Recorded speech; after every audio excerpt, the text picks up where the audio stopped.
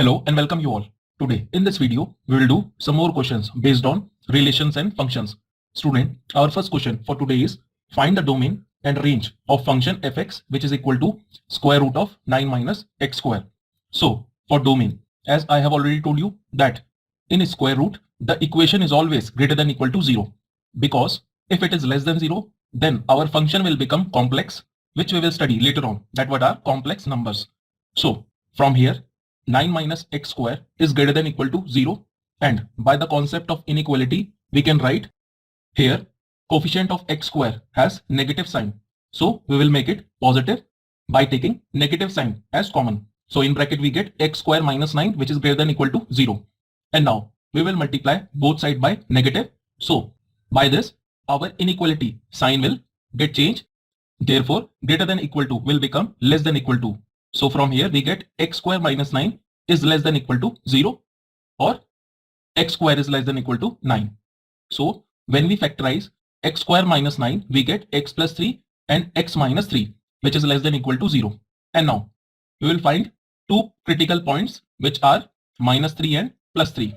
So on number line, as you can see that when we put the values which are greater than 3, let's say at 4, see 9 minus 16 is negative. And when we put values which is less than minus 3, let's say at x is equal to minus of 4. So at minus of 4 square will again we become plus 16. So again 9 minus 16 is negative. So here also we get negative. And when we put values which are in between minus 3 and 3, see, let's say at x is equal to 1. So 9 minus 1 is 8. Here we will get positive value. So the domain of our function will be equal to x which belongs to minus 3 comma 3 in closed interval.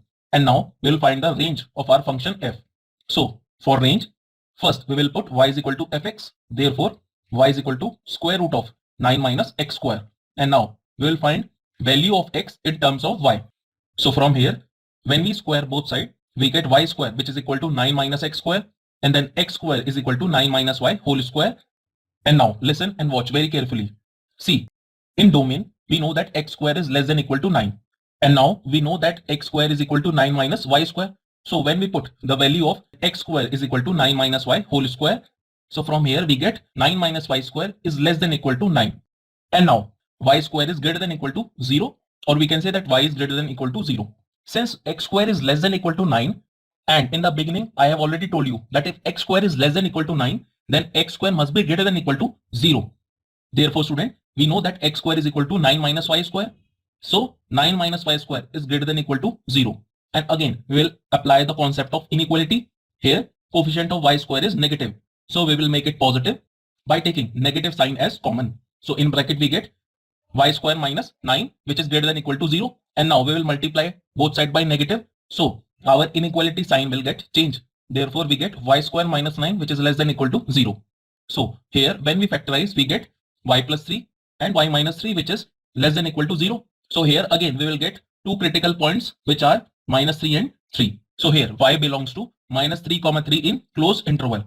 So for range we will take the intersection of equation number second, which is y is greater than equal to 0, and equation number 3 which is y belongs to minus 3 comma 3 in closed interval. So the intersection between both these two will be equal to 0 comma 3 in closed interval. Therefore the range of our function fx will be equal to 0 less than equal to y and less than equal to 3, or we can say that 0 comma 3 in closed interval. And now our second question for today is find the range of our function fx which is equal to 2 minus 3x. Here x belongs to real number and the condition is that x is greater than 0. So in this type of question, since the condition is that x is greater than 0, so according to our question, when we multiply this x by minus 3 on both sides, we get minus 3x, and the sign of inequality will get changed. So it will become less than 0. Therefore minus 3x is less than 0. And now we will add plus 2 on both sides. We get 2 minus 3x less than 0 plus 2 which is 2. And we know that 2 minus 3x is nothing but our function fx. So from here fx is less than 2. Therefore student, the range of our function f will be equal to minus infinity comma 2 in open interval. And now our second question is, again we have to find the range of our function fx which is equal to x square plus 2. Here x belongs to real number. So clearly we know that x square is always greater than equal to 0. So here, when we add plus 2 on both sides, we get x square plus 2 is greater than equal to 2. And we know that x square plus 2 is our function fx. So here we get fx, which is greater than equal to 2. Therefore, the range of our function f will be equal to 2 in closed interval, comma, plus infinite in open interval. And now our third question for today is find the domain of the function f defined by fx is equal to square root of 4 minus x plus 1 upon square root of x square minus 1 is equal to what?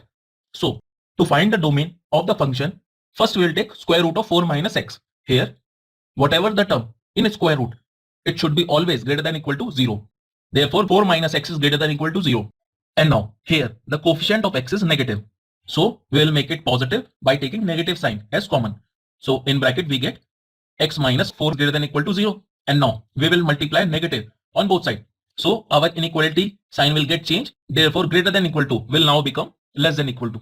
Therefore, from here x minus 4 is less than equal to 0. And now we will take 1 upon square root of x square minus 1. Here x square minus 1 is greater than 0.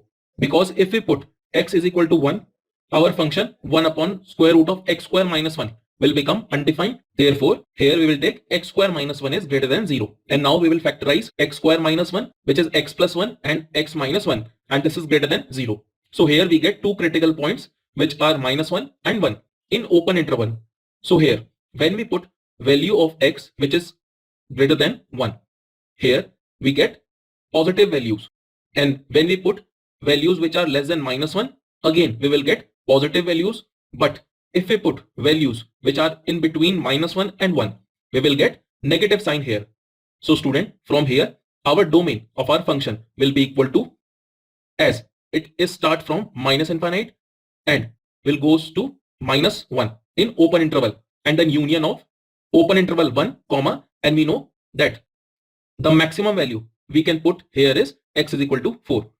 So 1 in open interval and 4 in closed interval. And now practice this question mentioned on your screen and submit me the solution. So this is the end of this video. Thank you so much and have a great day ahead.